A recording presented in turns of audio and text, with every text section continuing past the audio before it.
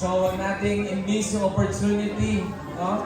Marami po dito sa harap. Yung mga nasa likod po, pwede po kayo dito sa harapan. Kaya para hindi po tayo crowded sa likod. Okay. So, purihin ang Panginoon. Kumusta po ang buong week natin? Naramdaman po ba natin yung goodness ni Lord? Naramdaman ba natin yung faithfulness ng ating Panginoon? At ngayong umagang ito, masaya po tayo dahil ito po ay centralized fellowship. Kasama po natin ngayon ang mga taga-Bulacan. Palapakan po natin ang Panginoon. Mukhang mahina po yung palakpak natin. Mukhang palakpak na hindi po excited yan. Nandito po si Congressman, si Mayor, at saka si Kapitan. Ayan. Nandito po sila sa privilege na nakasama natin sila ngayon. Sa mamaya po kasi ay meron tayong graduation ng ating Destiny class.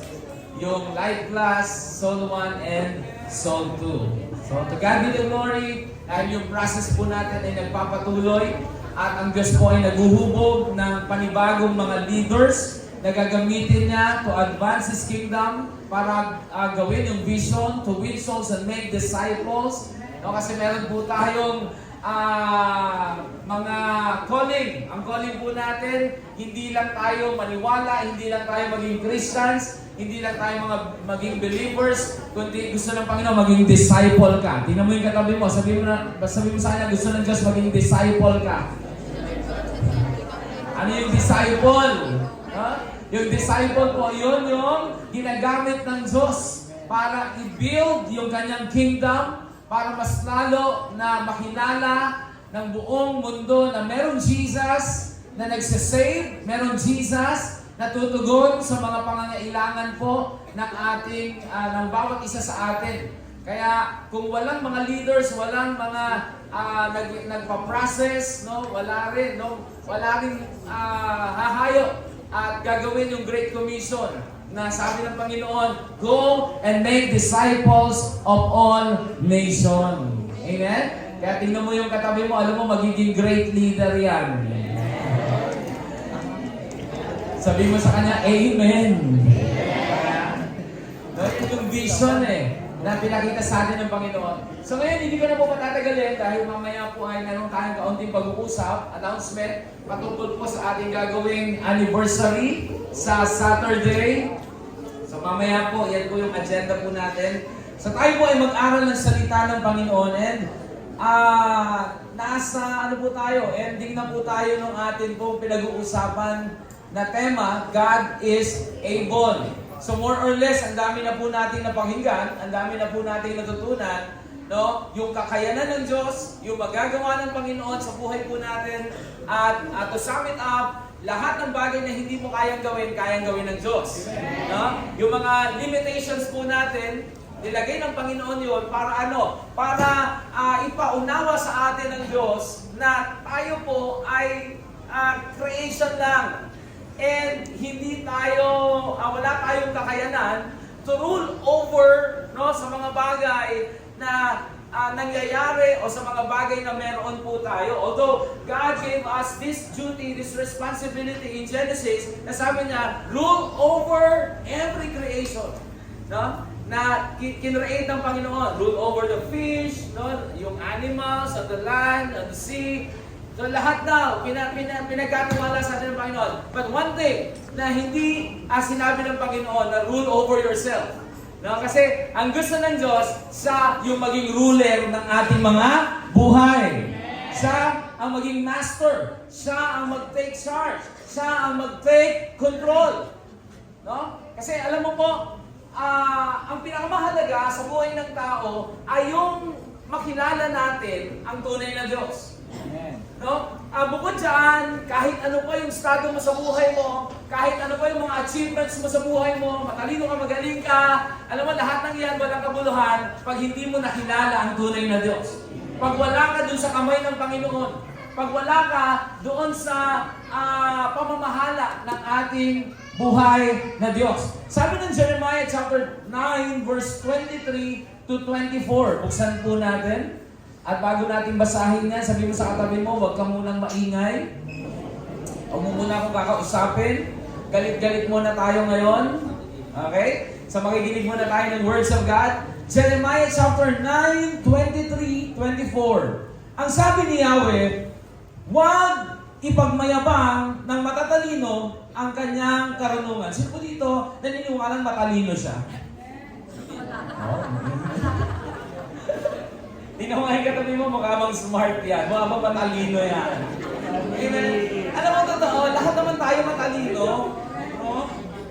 Lahat tayo ay binigyan ng karunungan ng ating Panginoon. But one thing, no, na dapat ay bantayan natin sa sarili natin. Sabi ng Panginoon, huwag ipagmayaban ng matalino ang kanyang karunungan.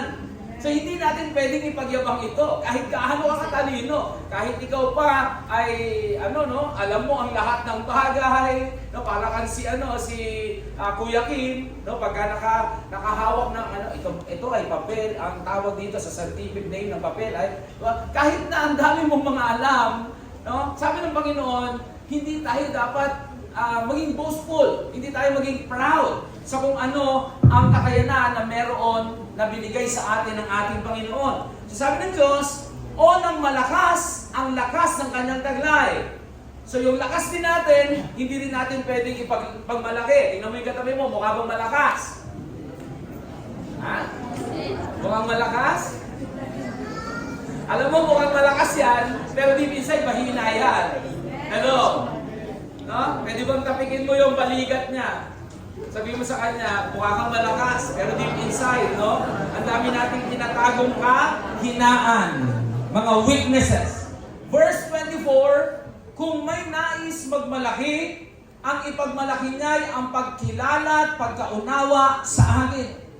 So isang bagay na nais ng Panginoon na maging proud tayo, yung meron tayong tamang pagkakilala sa Diyos. Yung tamang ugnayan sa Panginoon, tamang relationship sa Panginoon. Marami nagmamayabang no? Ako religyoso ko, lagi ako sa church, no? Ginagawa ko yung mga bagay na gusto ng Panginoon. Parang yung mga Pariseo. Ang mga Pariseo, church-goer yan eh. No? Noong time na si Jesus Christ ay nag-start na mag-minister, yung mga Pariseo, laging nasa church, laging nagbabasa ng salita ng Panginoon. Pero anong sabi ng Panginoon sa kanila? These people honor me with their lips, but their hearts are far from me. Amen? No? Ang layo ng puso nila. At alam mo, pagka malayo yung puso natin, wala tayong tunay na pagkaunawa at pagkakilala sa Diyos. Pag ang puso natin ay hindi natin na ilalapat sa Panginoon, ibig sabihin, hindi mo pa gaanong kilala ang Diyos. Amen. Hindi ba natin masyadong nauunawaan kung sino ang Diyos sa buhay natin? So kung meron kang dapat ipagyabang mo yung pagkakilala mo sa Diyos. Ipagyabang mo yung connection mo sa Diyos.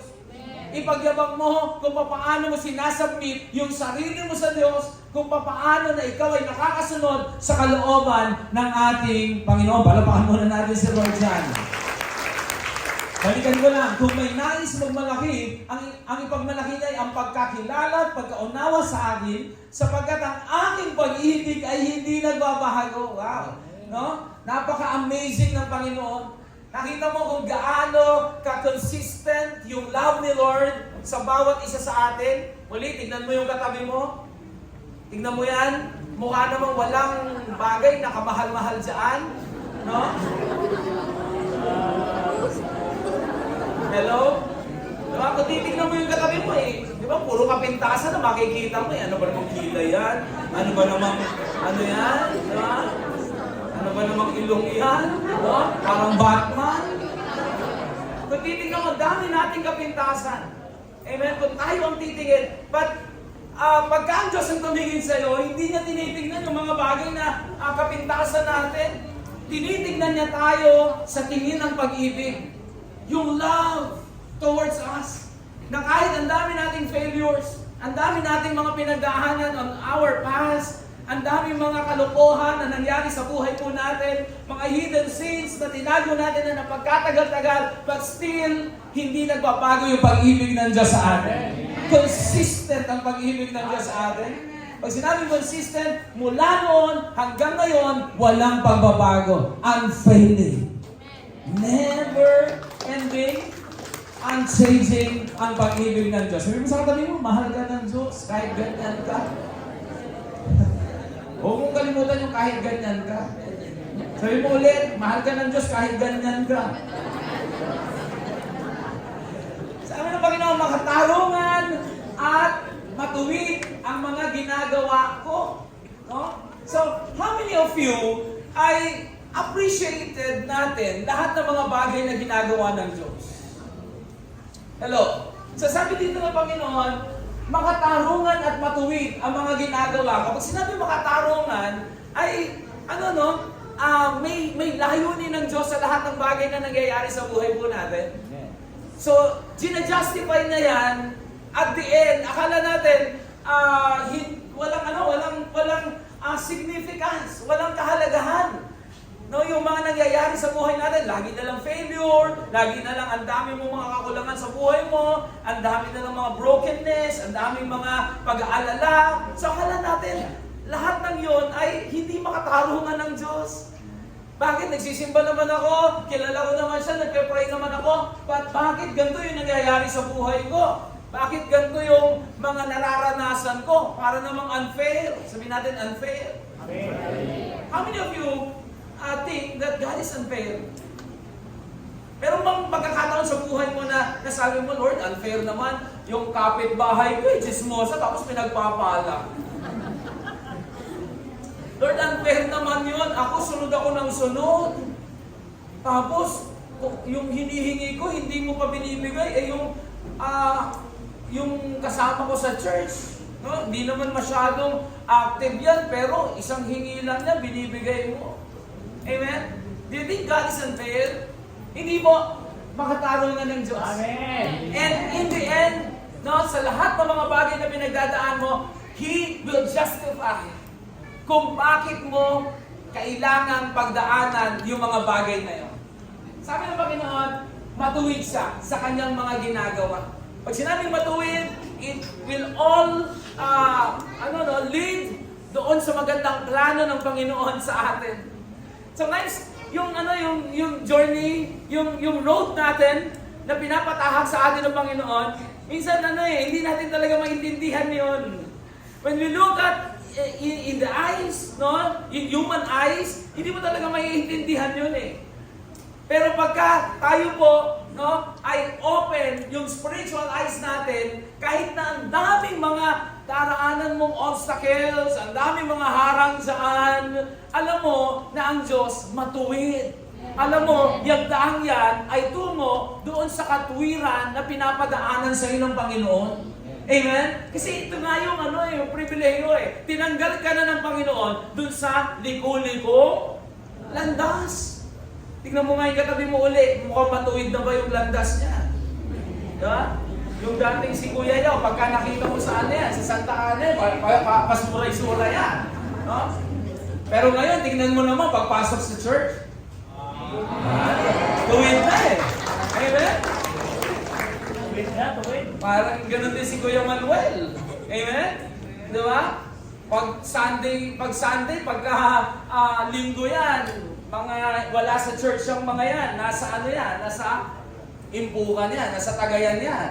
Amen? At pag uwi niyan, bali-baliko na yung tuwid na landas nila. Tama?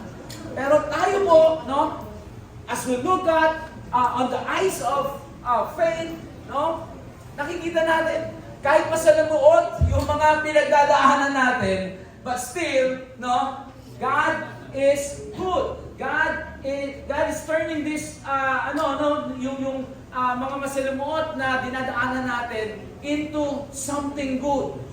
No, something na ma-amaze tayo, something na mamamangha tayo. Hello, naiintindihan po ba natin? Ito ang mga bagay na nais ko, ako si Yahweh ang nagsasabi nito. Palapakan natin sa Lord. Gusto na ng Panginoon, bago patunayan ng Panginoon that God, He is able, gusto ng Diyos makilala mo siya ng lubos eh. Kasi hindi natin mararanasan yung mga kakayanan ng Diyos sa buhay natin. Pag hindi pa natin masyadong kilala siya ng lubos, pagka hindi pa natin binubuksan ng total na bukas yung ating mga puso, may mga reservation pa rin tayo sa buhay natin, hindi natin mararanasan yung sinasabi ng tema natin that God is the God who is able. May kakayanan ng Diyos na i-turn yung life mo into something. Maaaring ikaw, ang feeling mo, parang I am nothing, wala akong magawa, no? Walang achievement sa buhay ko, na-stuck na ako dito. But alam mo, yung sitwasyon na yan, God is able to turn that around, no? At gusto ng Diyos na makita mo ang kapangyarihan niya kung paano ka pumulutin dyan sa sitwasyon na yan at ilalagay ka dun sa isang bagay na mamamangha ka na tanging Diyos lang ang makagagawa sa buhay mo. Hello? God is able. Pag-usapan natin yan. Ephesians chapter 3, verse 20 to 21. Yan po yung key verse po natin.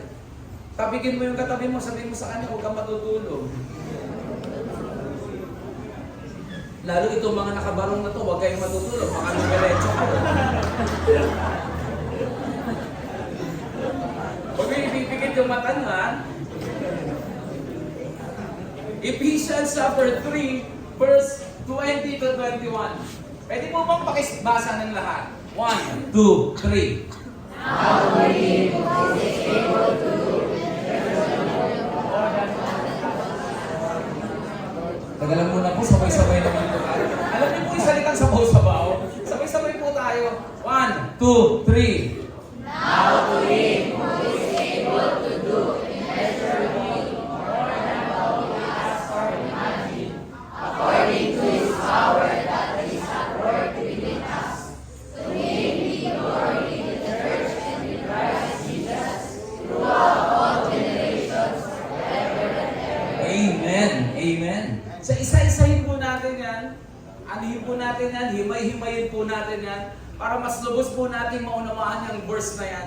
Kasi from the start, no, ng month of September, pinag-uusapan natin, God is able, at lagi po natin sinasite yung verse na yan, yung ating pong key verse na yan.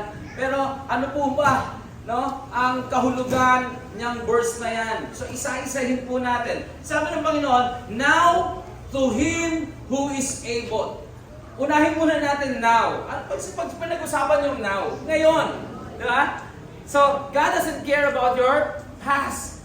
What He cares for is your now. Yung ngayon mo. Amen? Yun yung may gustong gawin ng Diyos sa buhay natin ngayon. Sabi mo sa katabi mo, may gustong gawin ng Diyos sa buhay mo ngayon. Merong gagawin ng Diyos. Parang hindi po kayo naniniwala eh. No? Sabi mo sa katabi mo, may gagawin ng Diyos sa'yo ngayon. Ngayon!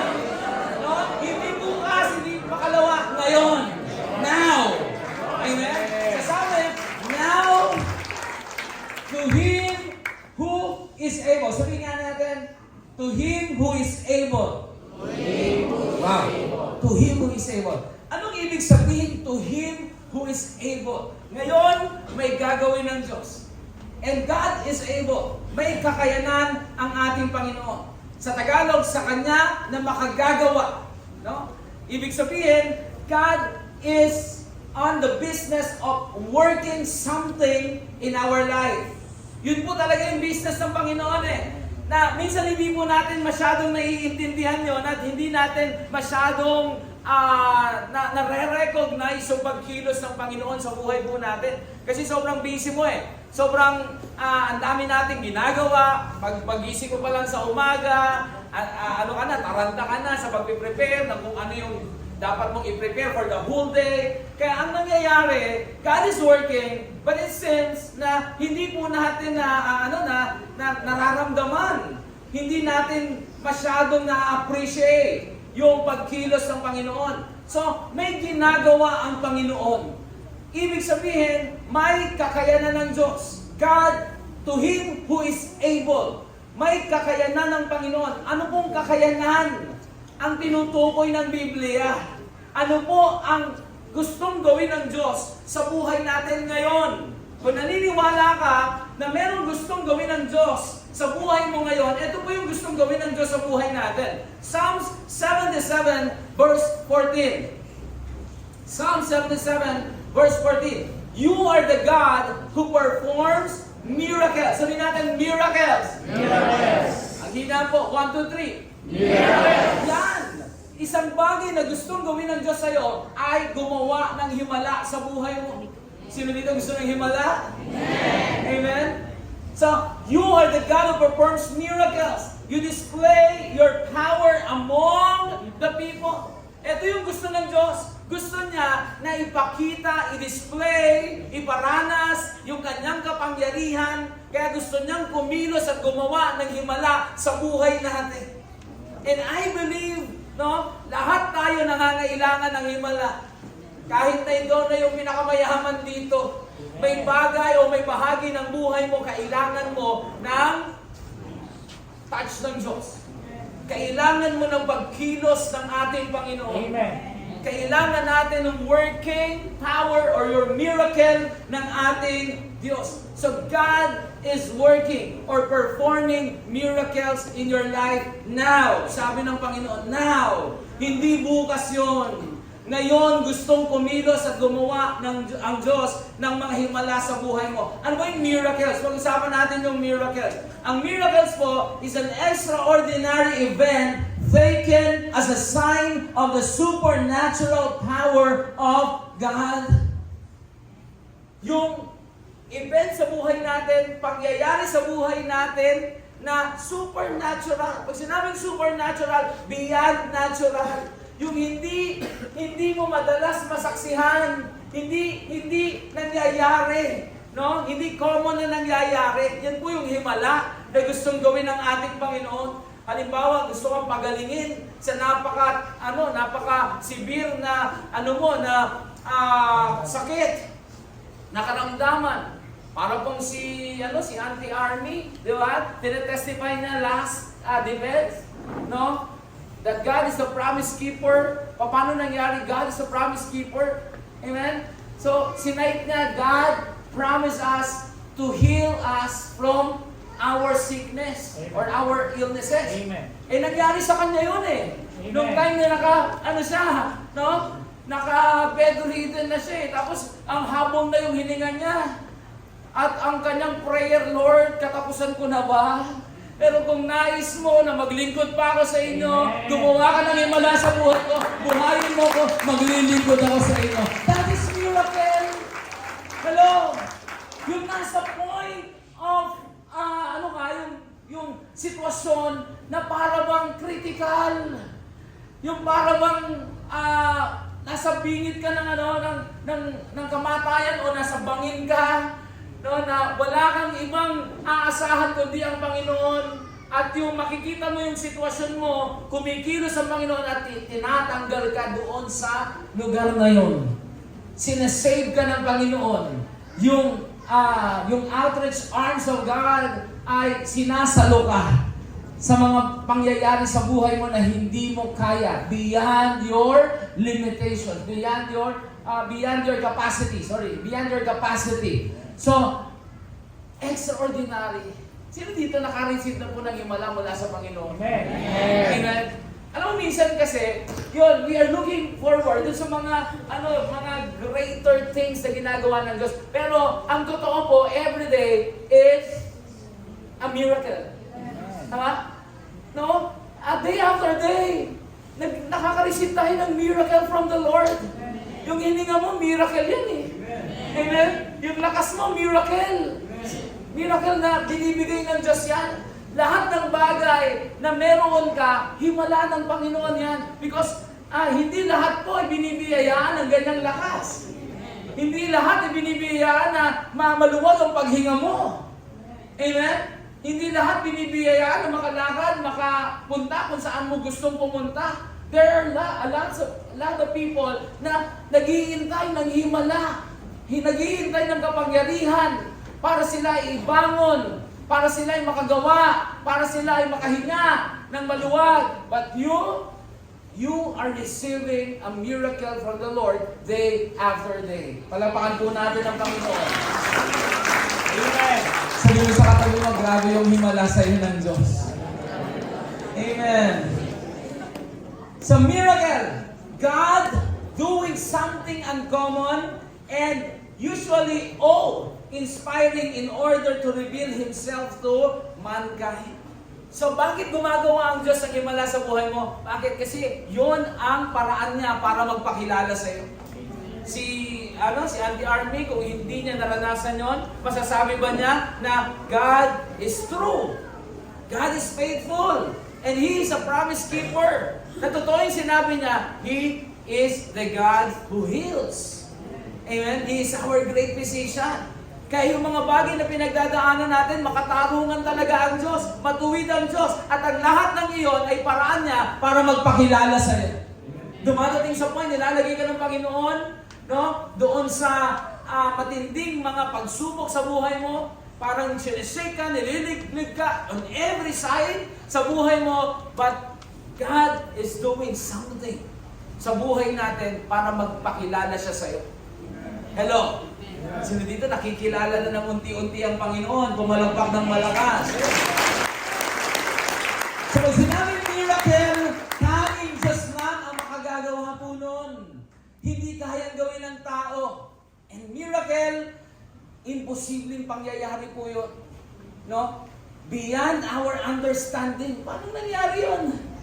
Amen? Paano naging posible po yun? Yun yung miracle na hindi natin kayang arukin. Sabi ng Luke chapter 18 verse 27, Jesus replied, "What is impossible with man is possible with God." Yung hindi mo kayang isipin, hindi mo kayang gawin, no? Yung limitasyon mo ay hindi limitasyon ng Diyos. Yung bagay na hindi mo kayang gawin ng Diyos sa buhay mo. Hello? Kayang ayusin ng Panginoon lahat ng bagay sa buhay po natin. 2 Corinthians, chapter 5, verse 17, "Therefore, if anyone is in Christ, the new creation has come, the old is gone, the new is here." So God has the power to change. Yun po yung sinasabi ng 2 Corinthians chapter 5 verse 17. May kakayanan ng Diyos na baguhin ang buhay po natin. Pag nakipag-isa tayo kay Kristo, babaguhin ng Diyos ang buhay mo. Babaguhin ng Diyos lahat sa buhay natin. At pag nabago yung buhay mo, mababago lahat eh.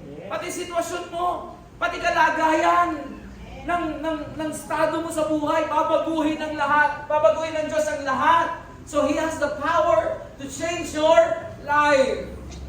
Amen. Tingnan mo yung katabi mo, katunayan po yan na ang Diyos nagbabago ng buhay. Kasi kung hindi binago ng Diyos ang buhay ng katabi mo, wala siya dito. Hello? Yung mga mayayaman, nasa nasa galaan yan, nasa leisure, activities yan. Amen? Wala sa Sunday service yan. Hello? Yung mga kabataan, wala sa church yan. Kung hindi binago yan ng Panginoon, wala dito yan. Nasa galaan yan.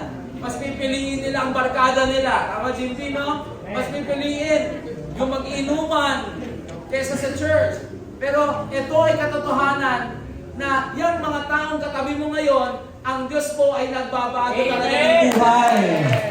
Hello! He has the power to change your life. No? Tingnan mo si Mary Magdalene. Di ba? Siya po ay prostitute. Pero nung time na nakilala niya si Jesus at pinagtanggol siya ng Panginoon, yung kanyang buhay, tinalikuran niya. At sabi ng Panginoon, "Go and sin no more." No, humayo ka at mamuhay ka ng malaya sa kasalanan. Hello? John chapter 8 verse 11, sabi niya, "No one, sir," she said, "then neither do I condemn you." Jesus declared, "Go now and live your life of sin." Amen? Makasalanan to si Maria Magdalena, kaya nga yung mga tao na huli siyang nangangalo niya. Kaya yung mga tao, babatuhin siya eh. No? Dapat siya mamatay. Dapat dyan, batuhin, parusahan, kasi naninira ng ng mga pamilya. So, ganun yung ganun yung hatol nila. Pero nung si Jesus Christ, ay umiksena, nakita natin, even yung mga tao na bumabato sa kanila, kay Mary Magdalene, ano nangyari? Napahiya po sila. Amen?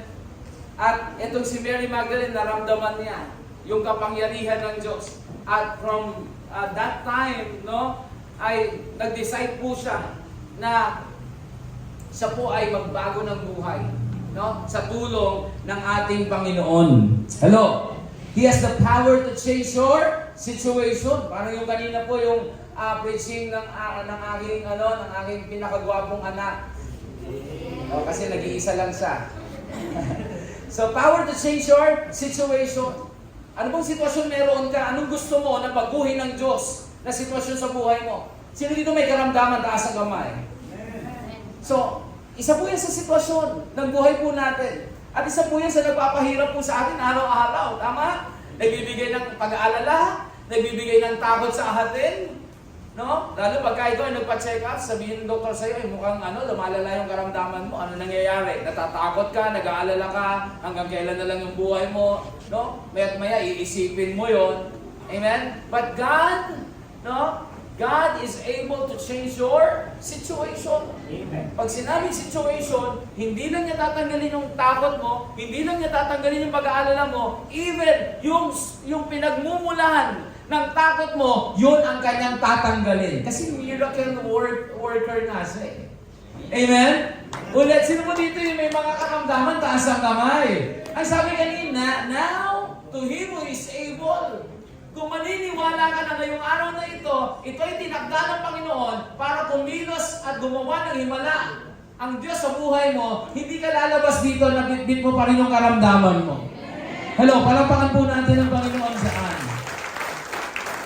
He has the power to heal. He has the power to change your finances. No? Sino dito, lagi nagkukulang.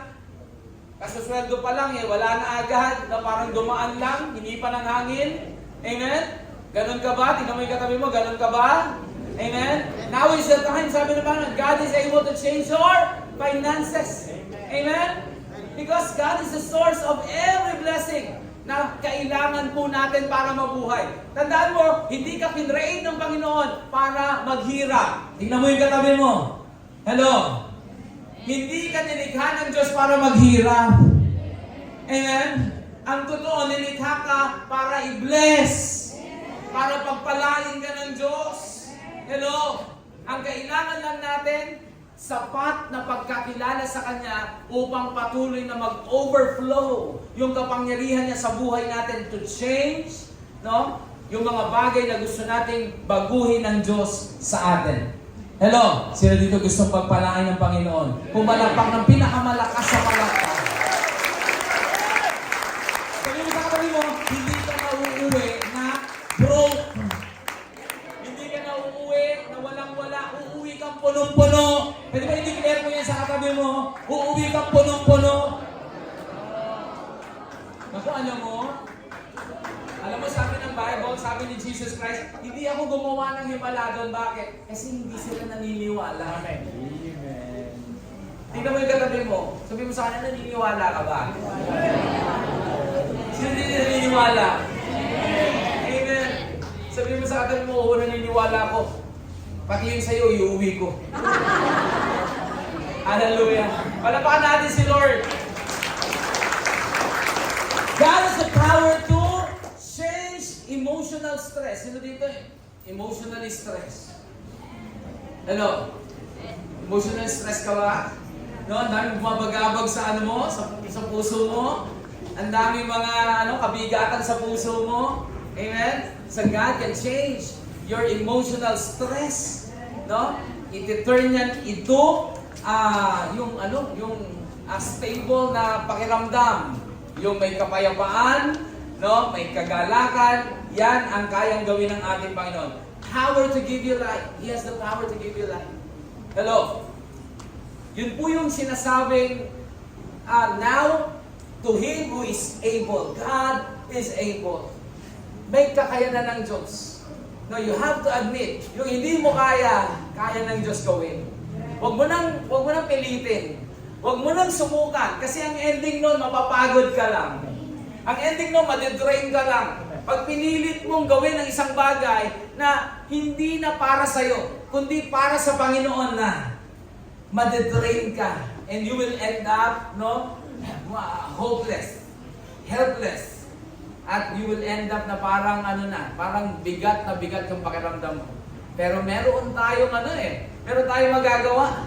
Kailangan natin na manampalataya, kailangan nating maniwala na ngayong oras na ito, may gagawin ng Diyos. God, to Him who is able. God is able. Amen? Pwede bang sabihin mo sa katabi mo ulit, God is able.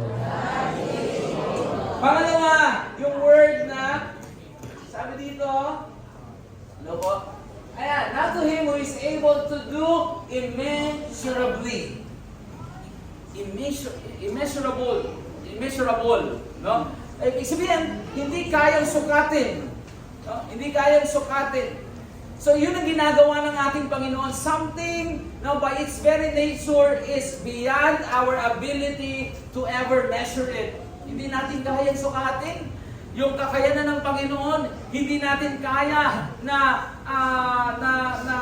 isipin, no? Paano gagawin ng Panginoon na ihila ko? Paano gagawin ng Diyos na tanggalin ako dito sa financial crisis? Paano gagawin ng Panginoon lahat iyon?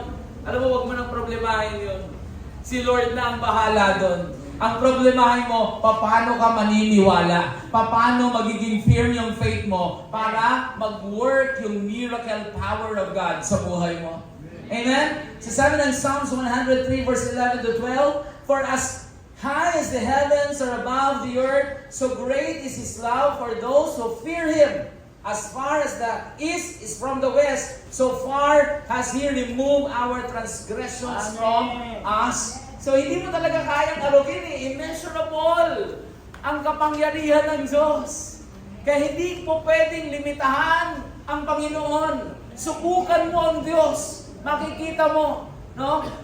Makikita natin na talagang kamangha-mangha ang kapangyarihan ng ating Panginoon. Isaiah 55 verse 9, As the heavens are higher than the earth, so are my ways higher than your ways.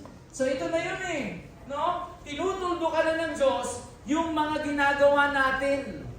Tinutuldo ka na ng Panginoon yung kung ano-anong mga effort na ginagawa natin para isolve yung mga problema natin, para ayusin yung family natin, ayusin yung finances natin, gumaling tayo. Tinutuldo ka na ng Diyos yun Bakit? Sabi niya, as the heaven is higher than the earth, so is my ways are higher than your ways. Amen? So may kaparaanan ng Diyos. Yung paraan mo, maaaring hindi iyon ang paraan ng Diyos. Kaya huwag natin ipilit. Sabi sa katabi, huwag mo nang ipilit. Huwag mo ipilit yung paraan mo. Paraan lagi ng Diyos. Amen! May gagawin ng Panginoon, hindi yung gagawin mo. Ang importante, dapat maunawaan mo at maintindihan mo at magtiwala ka sa mga gagawin ng ating Diyos. Amen? Kung paano mangyayari, it's not for you to find out. It's not for you to understand kung paano gagawin ng Diyos. So, paano ba nangyari na nagawa ng Diyos, no? Na ang araw, ang buwan, ang bituin, ay kinreate niya. Tapos nakikita natin sa taas, pero hindi nalalaglag. Immeasurable. Hello? Tama? Nag-isip na ba kayo pagka nakatingin kayo sa buwan? Ang malalaglag. Bituin. No? Yung naisip mo na ba, paano kayo pagka itong mga bituin na ito, naglaglagan ito? Amen? Pero hindi gagawin ng Diyos yun Amen? Kasi, kaya kinreate niyan ng Panginoon para ma-amaze ka. Tingnan mo, grabe talaga si Lord. Hindi mo kayang sukatin ang kanyang kapangyarihan. Paano niya ginawa yung buwan? No? Tapos yung araw sa day, yung moon sa night, yung between, no, sa night, amazing. Sabi sa katabi mo, amazing. Amazing. Amen? Yung sinasabi kanina no? Na wala tayong dapat ipagyabang wala pa nga nakakagawa nun. Tama? Si Lord lang ang may kakayanan na makagawa nun. So, amazing. Iisipin mo, paano nangyari na si Abraham nagkaanak pa? Gayong baog yung kanyang asawa. Hello? Amen? Gayong si Abraham ay matanda na rin. Hukluban na rin Uugod-ugod na rin, pero nagkaanak pa. Sino dito gusto pang magkaanak? Ay, di ba po? Hello? Sir Miss, gusto mo pa? Ay. Pwede ba po? Amen? God can perform miracles, no, sa buhay natin kung willing ang Diyos. Amen? Isipin mo na lang yung mga bagay niya. Talagang hindi mo kayang arukin ang Amen. kapangyarihan ng Diyos. Hindi mo kayang sukatin ang kapangyarihan ng Panginoon. Amen. Paano nangyari na hati yung dagat?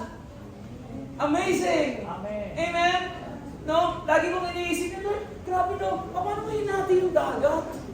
Amen? Paano yung mga isda, ano yun? Naglagay ka ng traffic light, oh, wait lang muna, may dadaan. No? Hindi pa kayo pwedeng, stop muna kayo. No, imagine mo yung mga isda na lumalangoy, nakahinto sila habang naglalakad yung mga Israel people going dun sa kabilang side. Amazing! Hindi mo kayang arugin yun. Amen? At hindi lang isang beses ginawa ng Diyos yan. Even yung Ilog Jordan, tinuyo niya eh. Tama? Para makalakad yung mga Israel people. God is so amazing. Immeasurable. Immeasurable ang kapangyarihan ng ating Panginoon. Hallelujah. Si Peter, nung time na overnight ng isda, no, ang lawak-lawak ng dagat, pero kahit isang isda walang nahuli, imaginein mo yon. Tama? Tama yung sabi kanina sa mensahe, God is in control. Pag sinabi ng Panginoon, no, ay kaya niyang utusan yung mga even yung mga isda. I believe, no, nung time na yun, inutusan niya yung mga isda eh. No, kinausap niya, mga isda, makinig kayo, ha? Manguhuli, no, mangingisda sila Pedro. O magtahago muna kayo, ha? Huwag muna kayo magpapakita, huwag kayong magpapahuli. Kasi may gusto akong ipaunawa sa kanila. Gusto kong magpakilala sa kanila that I am the God who is in control. I am the God who provides. Amen? Kaya overnight, na-depress si Peter. Umuwi sila, wala silang isda. Kahit isang maliit na isda, wala silang huli. No? Nakaka-disappoint yun. Magaling na mga mangingisda ito eh. And people are expecting, no, na pag-uwi nila, dami nilang huli. Pero pagka ang Diyos po, no, gusto magpakilala sa atin, He will take control over your situation. Amen? No, yung i-deal na kay Sister Ligaya, babayaran na lang eh. Pero sinabi, muna natin ha. Hintay lang muna ha. May mga ganong sitwasyon, di ba? Ayan na abot kamay mo na eh. Pero bakit hindi ibinibigay sa'yo? Because merong gustong ipaunawa sa'yo ng Diyos. Gusto ng Diyos magpakilala sa'yo. Gusto ng Diyos makita mo yung miracle working power niya sa buhay natin. Kakita mo, di ba? Nung hiniram ni Jesus Christ yung bangka para mangaral, and after nang hiramin yung bangka, sabi na kay Peter, Peter, sige na, di ba? Pumalawad ka na, go into the deep, mangisda ka na. No, napakamot ng ulo si Pedro. Lord, no, all night nangisda kami, pero not a single fish, wala kaming nahuli. Pero eto yung maganda kay Pedro. Dahil sinabi mo, pupunta kami into the deep at manghuhuli kami ng isda. Amen? Kaya ginawa ni Pedro, no, siya po ay sumunod. At nung nandun na siya sa kalagitnaan, he cast down his nets, and nung nakita niya, di ba, bumibigat yung net, at amazing, no, immeasurable. Bakit? Grabe, great fish, great caught of fish, ang nahuli po nila. Amen, halos masira yung kanilang net, hindi nila kayang iahon, hindi nila kayang ilagay sa kanilang bangka. Tinawag pa nila yung ibang mga mangingisda. Immeasurable. Napaka-galing ng Diyos. Sabi mo sa katabi, ang galing talaga ng Lord. Amen? Tignan mo palangalan yung katabi mo eh. Di ba? Ma-amaze ka ni. Ang galing talaga ni Lord. Tignan mo yung mata mo. Hindi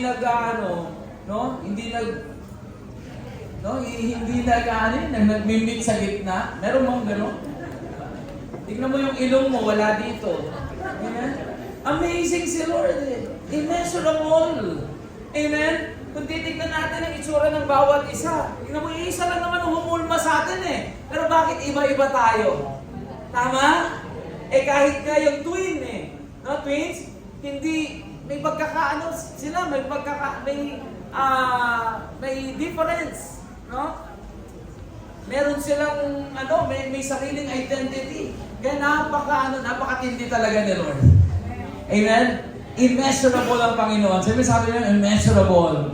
Amen? Hindi mo kayang sukatin ang kakayanan, kapangyarihan ng Diyos. Tingnan mo, nung nagme-minister si Jesus Christ, iba't ibang karamdaman, paano nangyari yun?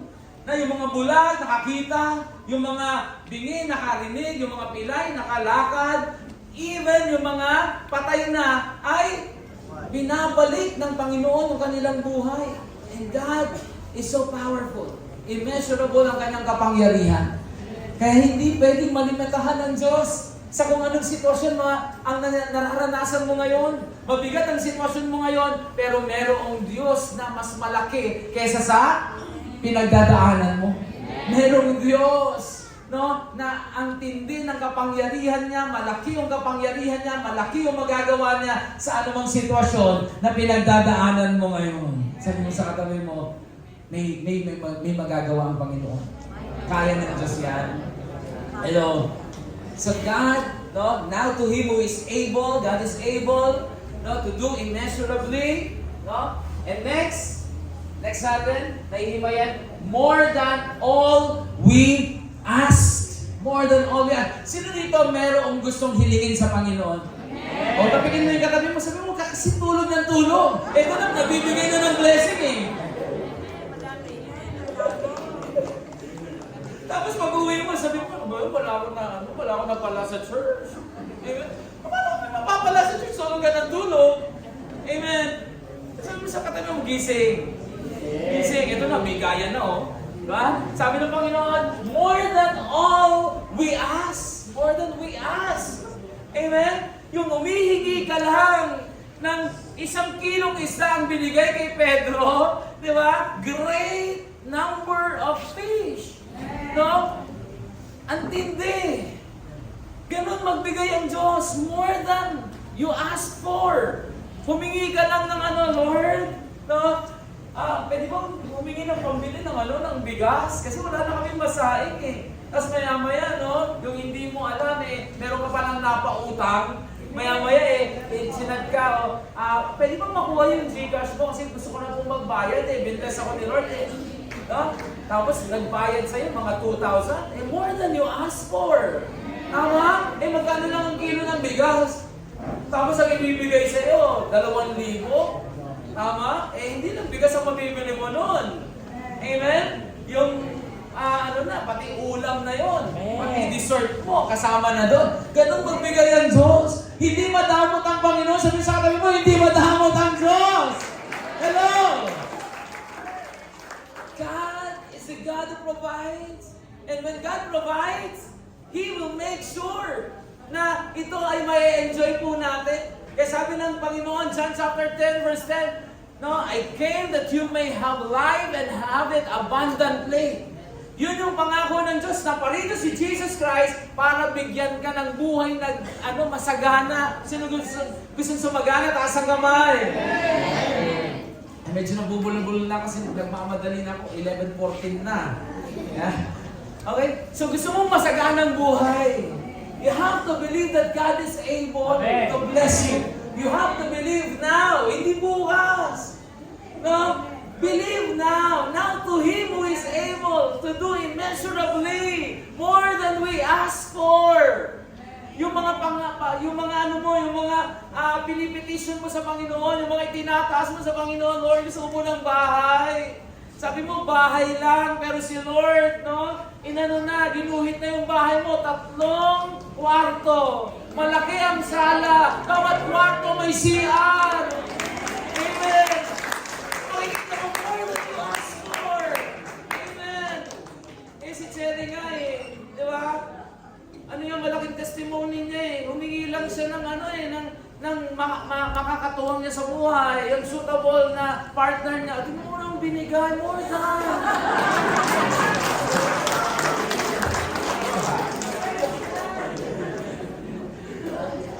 Ganun mabigay ang Diyos. No? Huwag nating limitahan ng Panginoon more than we we ask for, God is able to give everything you need. Everything you need. Kasi alam mo, sabi nga ng Panginoon, nabuksan natin, Jeremiah 29:12-13, then you will call on me and come and pray to me. Sino dito nagpe-pray? Eh baka kaya hindi ka tumatanggap, hindi ka nagpe-pray. Hello? Baka yung katabi mo, tamad mag-pray. Sabihin mo sa katabi mo, huwag kang tamad mag-pray.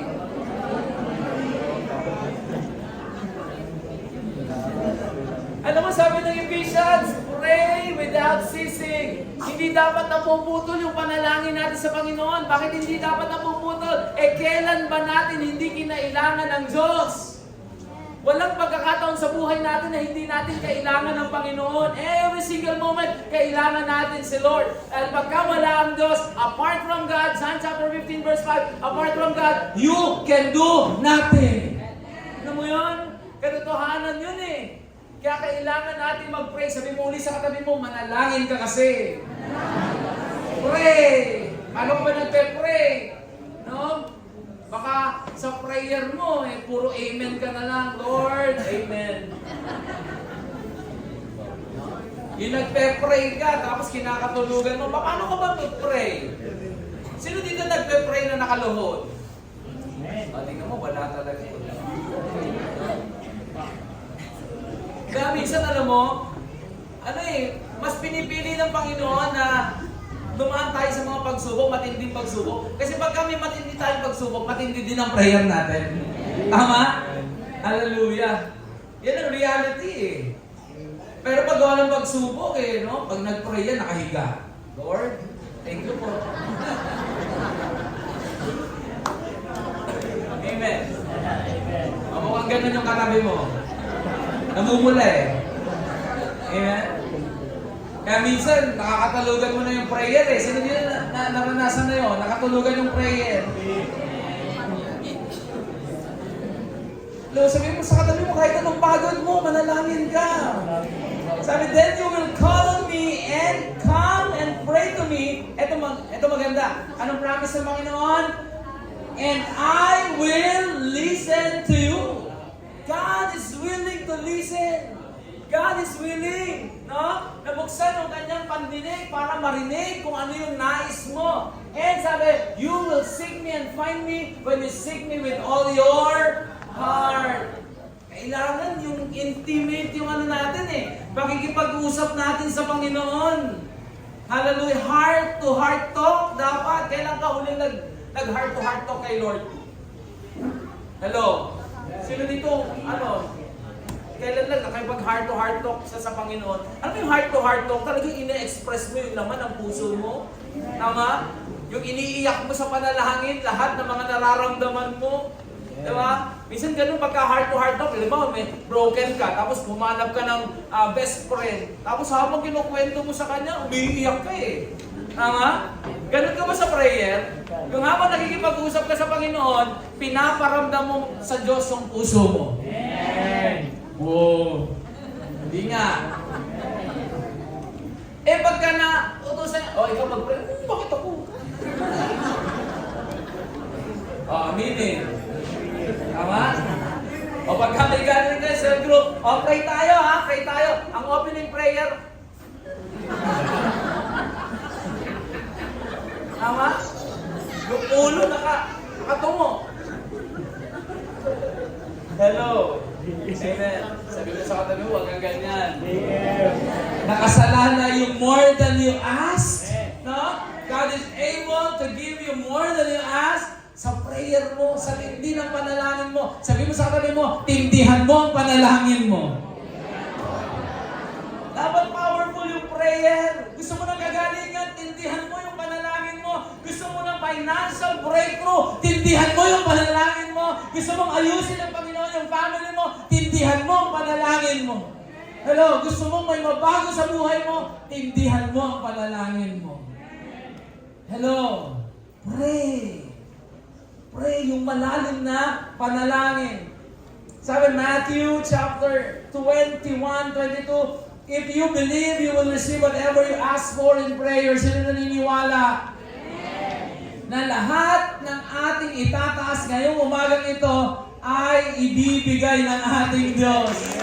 Hallelujah!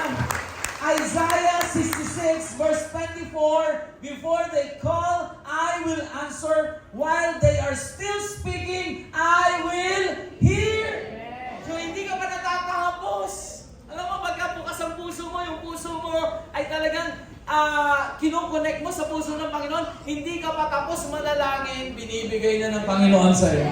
Alam na ng Diyos ang mga hinihiling mo. Sa 2 Kings, buksan natin yung 2 Kings. Chapter 7, verse 3 to 9. So medyo, bigyan nyo lang po ako ng mga 5 minutes. Okay lang po ba? Parang iba, ayaw na. Gagawin po natin mga 15 minutes. Total, mag-agree naman po kayo.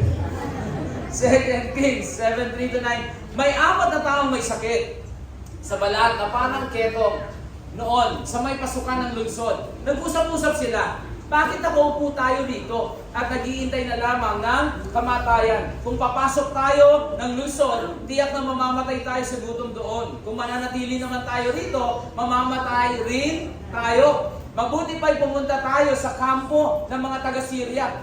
Kung hindi nila tayo patayin, mabuti. Kung patayin nila tayo, matatapos na ang ating paghihirap. Verse 5. Nang palubog ng araw, pumunta nga sila sa kampo ng mga taga-Syria. Pagdating doon, wala silang dinatnan isa man. Sapagkat sa kapangyarihan ni Yahweh, pakinggan natin ito, sapagkat sa kapangyarihan ni Yahweh, ang mga kawal ng Syria ay nakarinig ng mga yabag ng napakaraming kabayo at mga karwahe. Dahil dito, inakala nilang inupahan ng hari ng Israel ang mga hari ng Hiteo at Ehipsyo para digmain sila. Verse 7. Kaya tumakas sila na pagtatakisilim, iniwan nila ang kanilang kampo, pati mga kabayo, asno at lahat ng naroon, at kanya-kanya silang takbo para iligtas ang kanilang buhay. Pumasok ang 4 na may ketong sa unang toda. Kumain sila at uminom. Pagkabusog, sinamsam nila ang lahat ng ginto, hilak at mga damit na naroon at ito'y itinago. Pagkatapos pumasok din sila sa ibang tolda, sinamsam din nila ang lahat ng naroon at tinago. Ngunit naisip nila, hindi tama itong ginagawa natin. Magandang balita ito at hindi natin dapat sarilinin. Hindi natin ito dapat ipagpabukas sapagkat tiyak na mapaparusahan tayo. Ang mabuti ipaalam na natin ito sa mga opisyal. Makita mo, yung 4 na magkakaibigang ketongin. No, sila po ay hopeless and helpless. Sila po ay naninirahan doon sa sa gate na lang, hindi sila pinapapasok doon sa lugar nila. Kaya wala silang makain and meron silang kalaban ang Syria. So, ang nangyari sa kanila, ang aslang nila ay makakain. Pero makita natin dun sa story, more than they asked for. No? Sila po ay pumunta doon, nakakain sila, at ang nangyari ay sinamsam pa nila yung mga kayamanan doon. At naging channel of blessing pa sila dahil sila po ay nakaranas ng pagpapala mula sa ating Panginoon. That's how God can bless our life. More than you desire, more than anything you ask for sa Panginoon, God can, or God is able, to give it to you more than. Bakit? Bakit more than? Para Para i-enjoy lang natin? Hindi. Kasi gusto ng Panginoon maging channel of blessing ka. Sabi mo sa katabi mo, you are blessed to become a blessing. Amen? Kasi, minsan pagka-bless tayo, tikom ang kamay eh. Sabi mo sa katabi mo, huwag kang kuripot. Kasi pagka naging kuripot ka, magiging kuripot din si Lord sa'yo. Amen? Be generous. Kasi ang Diyos generous eh. At habang lahat yung palad mo, sige nga po, gano'n natin yung palad natin. Ayan. Di ba? Masarap sa pakiramdam. Pero gano'n mo, itikom mo. Yung i-grip mo ng husto, yung pinakamatindi, ang sakit, di ba? And, dyan nagmumula, yung mga pain natin sa buhay natin. Pagka tayo pong lahat ay naging tikom, yung ating mga palad. Pero pagka nilagaw natin yan, naging bukas palad tayo, and yung blessing from the Lord, masasalupan natin. Pero pagka nakaganyan ka, nagbubuhos ng pagpapala ng Diyos, ano mangyayari? Tatapon lang. Amen? Iba, makikinabang. Palapakan natin sa Lord. More than you ask for. God is able to give more than you ask for. Humingi ka ng kapareha, no? Sabi mo, Lord, gusto ko lang magkaroon ng kapareha sa buhay, parang si Kuya Subin, nangihingi ng Esther, no? Ayan. Hadasa. Inaabangan niya kung sino yung Esther. Maaari, no? Naka-picture na yung nakabuo na sa imahe niya, yung Esther. But we believe na si Lord, more than doon sa kanyang ini-imagine, yun ang ibibigay sa kanya ng Panginoon. Ganun din. Yung inihingi mo ngayon, no? Parang si Sister Lisa, gusto lang niya ng project, Lord. Project lang po. More than a project, no? Ang ibibigay sa iyo ng Panginoon. Hello. Amen. Yung nagnanais sa mga kagalingan po, more than healing, God is able, no? Na ibigay sa iyo more than you ask, more than dun sa ina-expect mo. Gusto mo lang na ayusin ng Panginoon yung family mo. Gusto mo lang maging ayos kayo, maging buo kayo. More than that, no? God is able to restore, to bring back, no? What your family has lost. So, kaya ng Diyos eh. Kaya ng Panginoon. Because sabi ng, balik po natin sa verse po natin. Sa verse natin, next point po natin. Tulog na po si Kuya Aaron. Ayan. Sabi dito, according to His power that is at work. Minsan nakala mo, hindi kumikita si Lord eh. Minsan nakala mo, nandun ka na sa dry season, dry land. Nasa wilderness ka. Pero ang totoo, God is at work. God is behind the scene. God is behind your situation.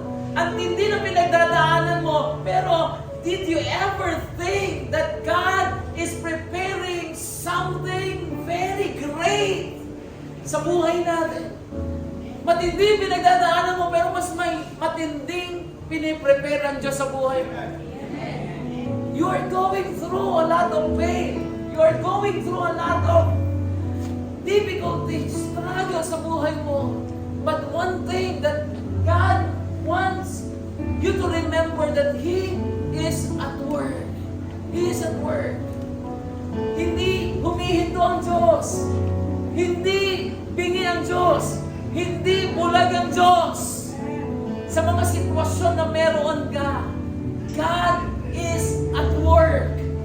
Hindi nga nagpapahinga ang Diyos eh. Alam mo bang laging nakatingin, nakabantay sa iyo ang Panginoon kasi ganun ka kahalaga sa Diyos. Ganun ka ka-valuable sa Panginoon.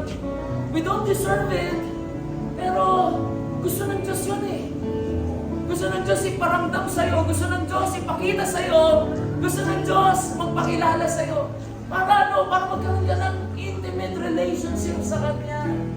Because yun ang purpose kung bakit tayo kinreate ng Diyos. Para sa Kanya. Hindi para dito sa mundong ito. Kinain na tayo ng mundong ito. Nilayo tayo sa Panginoon. But now is the time that God is able to restore, no? Lahat ng bagay na sinira ng kaaway sa buhay natin. God is at work. Kumikilos ang Diyos sa buhay mo. Unti-unting inaayos ng Diyos ang buhay natin.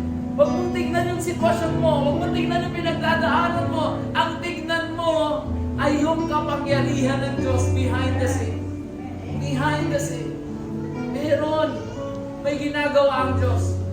Philippians chapter 2 verse 13. For it is God who works in you to will and to act in order to fulfill His good purpose.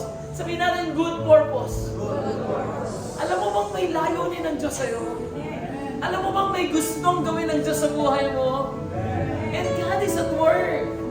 Kumikilos ang Diyos to fulfill His purpose. Pero alam mo, hindi mangyayari yun eh. Hanggat hindi natin binubuksan yung puso natin at hanggat hindi natin kinikilala siya bilang Diyos. Pagka lagi natin ninineglect si Lord, no? Pag lagi natin winawalang bahala yung mga messages ng Panginoon, Hindi mo talaga mararamdaman, hindi mo ma-appreciate. But when your heart is open as you listen to the words of God, makikita mo may kurot. Makikita mo may power, every word, every single word na naririnig mo. May kung anong nangyayari sa puso mo, may kung anong nangyayari sa spirito mo. Meron ka nararamdaman. May bahagi ng buhay mo na kumikilos ang Panginoon. John chapter 5 verse 17. In His defense, Jesus said to them, "My Father is always at work to this very day, and I too am working." Tingnan mo yung yung partnership ng Father at ni Jesus Christ. Ganun katindi. Grabe na yung puso mo, baga hindi ka naantig dito eh. So, antindi na ng kalyo mo sa puso mo. Kung naririnig mo, sabi niya, "My Father is always at His work to this very day, and I too, I am working." May working partnership, yung Father, yung Son. Para Para tulungan ka. Para ayusin ang buhay natin, para i-change yung life natin, i-change yung situation natin, i-change kung ano yung bagay na dapat ayusin para tayo makapabuhay tayo according to His plan. Antindi ng pag-ibig ng Diyos sa atin. Tingnan mo yung katabi mo. Sabi mo sa katabi mo, ganyan katindi yung pagmamahal sa iyo ng Panginoon eh. But most of the time, we neglect, yung love ni Lord. Neglect natin kasi lang tayo eh. Hindi natin masyadong siniseryoso eh. Punta ka ng church, upo ka lang, tapos mag-o-observe ka lang. Kaya walang power yung word ng Panginoon. Pupunta ka sa church para makipag-usap sa katabi mo. Pupunta ka sa church, para mag-criticize sa mga tao. Kaya yung faith natin hindi lumalago. Kaya hindi natin nakikita yung pagka-able ng Panginoon, yung kakayanan ng Diyos sa atin. Alam mo, every time you come, into the presence of God, dapat may nangyayari sa buhay natin. Ganun yung expectation. Every time na merong mga taong dumidikit kay Kristo noon, kung nasan si Jesus Christ, merong nangyayari sa buhay nila. Gumagaling sila. May himala sa buhay nila. Nare-restore yung pag-asa sa buhay po nila. Dapat ganun din tayo. Kasi sabi ng Panginoon, 2 or 3 that gathers in the name of Jesus, He is in the midst of them. Hindi pwedeng hindi mo maranasan ang kapangyarihan ng Diyos if you will open your heart and if you will let God to touch your heart and to come into your heart. Hindi pwede na hindi mo mararamdaman eh. Hindi pwedeng wala. Hello? Meron. May gustong gawin ng Diyos. God is at work. Akala mo walang ginagawa ang Diyos sa sitwasyon mo? Akala mo bingi ang Diyos? Hindi. Naririnig ka ng Diyos. Akala mo pinabayaan ka na ng Panginoon? Akala mo nakalimutan ka na ng Panginoon? No. John chapter 13 verse 5. Jesus replied, "You do not realize now what I am doing, but later you will understand." Ang dami mong tanong. Hindi mo maintindihan. Lord, bakit ako dumaan sa ganito? Bakit ako dumaan sa ganitong sitwasyon? Bakit ko kailangan daanan ito? Anong purpose nito? Hindi mo man maintindihan ngayon kung ano yung dahilan ng Diyos, but later on you will understand, sabi ng Panginoon. And everything will end for His glory. Hello?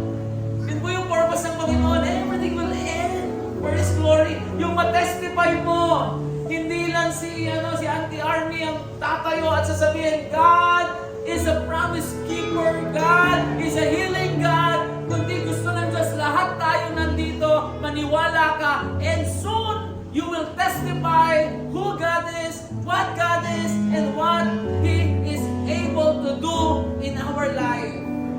Yan po yung gusto ng Diyos.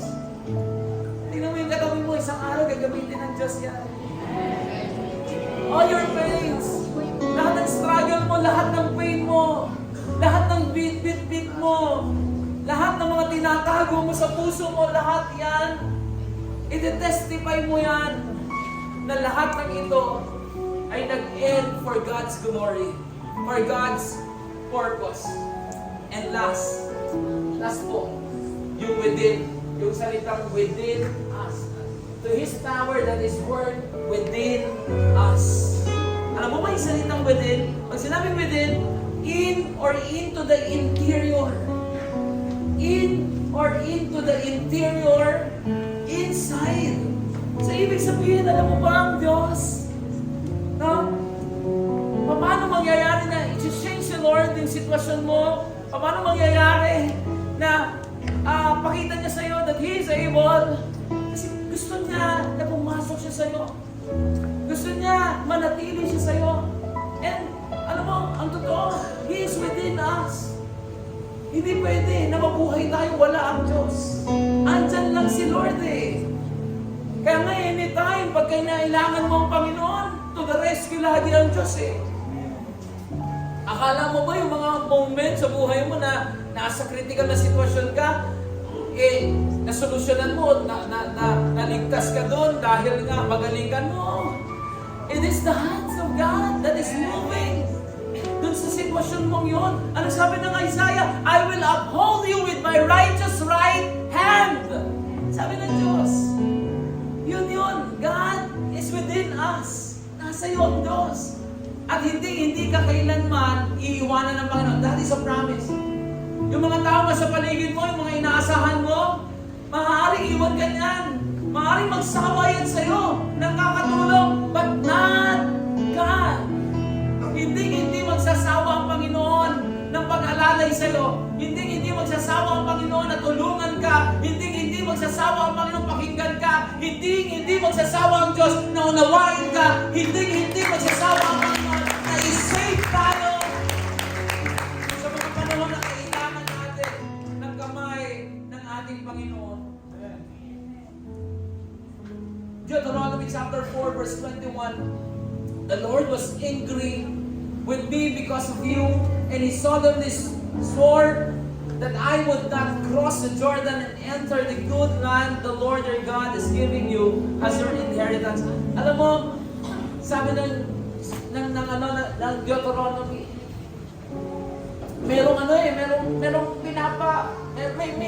may gustong ibigay sa atin ng Panginoon. Kaya minsan po, ang tigas ng puso natin, minsan tayo po, we refuse to believe. Kaya nadidelay yung blessing ng Panginoon.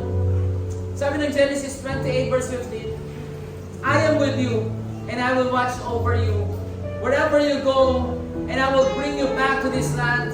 I will not leave you until I have done what I have promised you. So pwede mo sabihin mo sa katabi mo, alam mo, hindi pa huli ang lahat.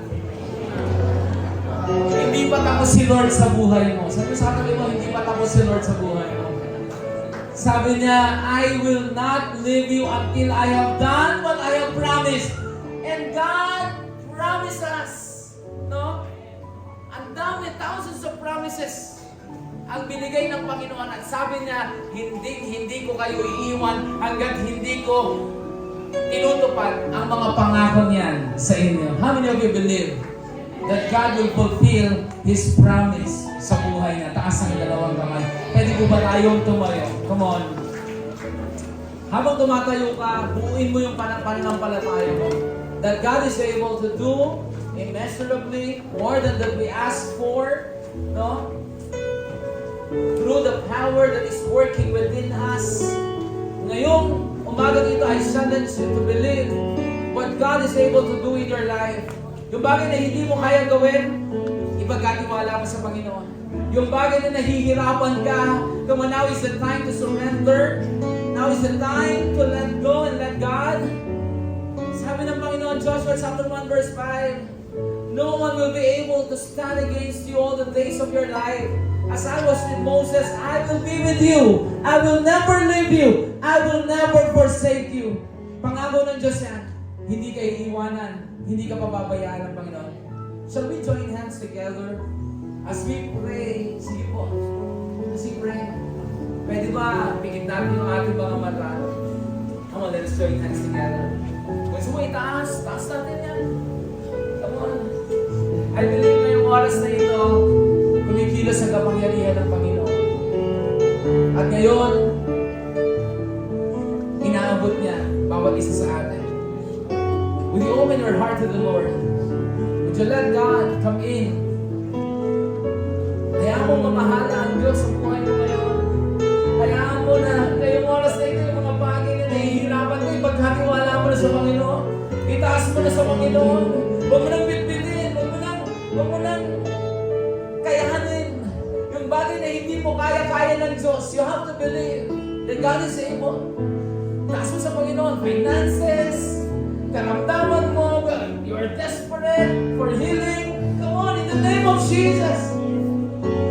Go deeper. Katulad ng sinabi ni Jesus ni Pedro, go into the deep. Go into the deep. Go deeper into God's presence.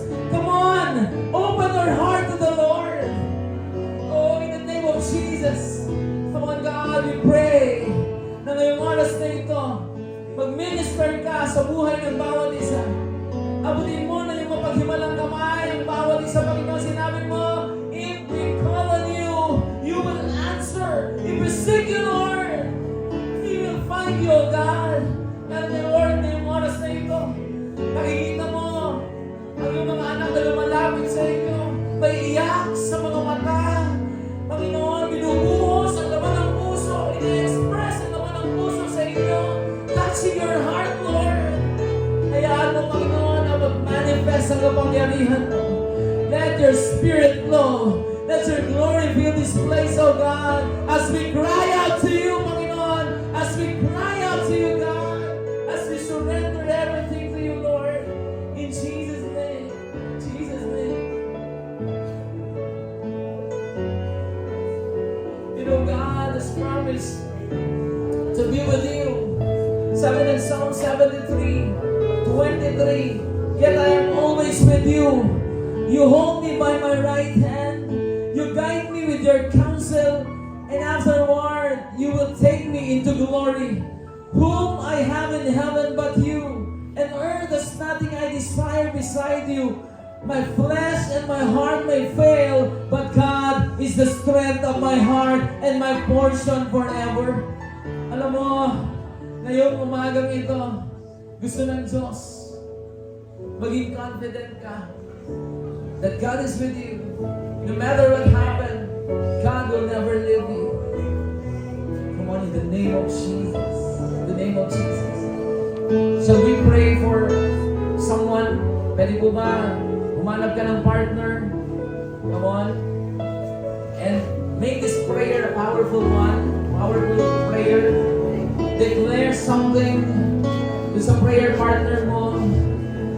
Kung kailangan, kung pwede mong tanungin ano yung gusto mong ipanalangin, ano yung expectation niya sa Panginoon, then do it. Come on. Leaders, pwede po ba check natin sino yung walang partner, sino yung mga hindi. Yan. Pag-iano lang po. Check. Come on, pray for one another. Declare God's power, God's promises.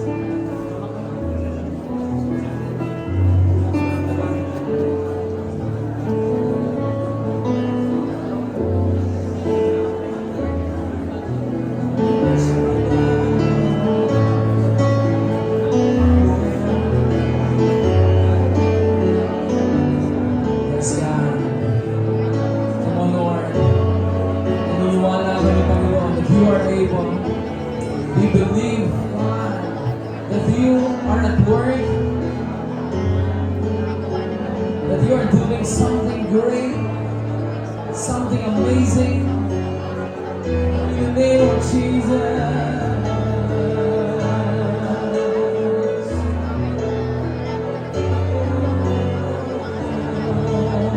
Come on, go into the deep. Make your prayer deeper. Go, dive into God's presence. Dive into His presence. Go deeper. Come on. Pray for your family. Pray for your needs.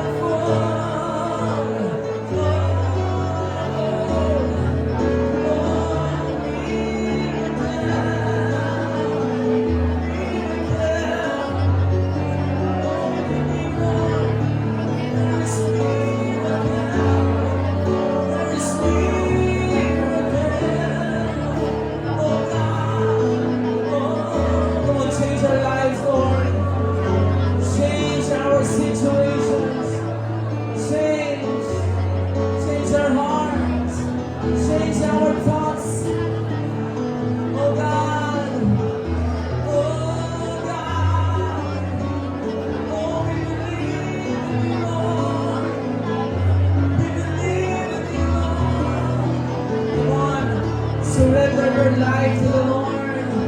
It's time to surrender everything to God. Submit to Him. Submit to His Lordship. Oh God. Oh, pray. You're awesome. There is healing. There is healing. Oh, in the name of Jesus. There is healing. Oh, right now. There is healing.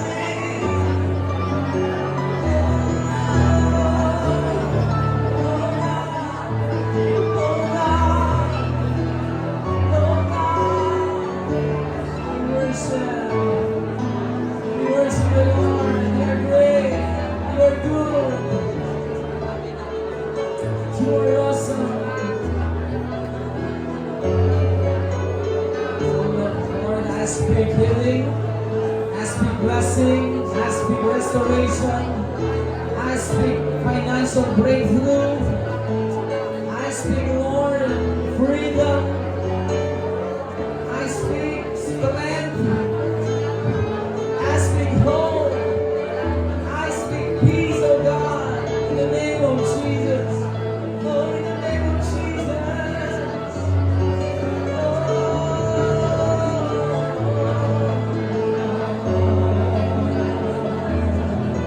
You are good.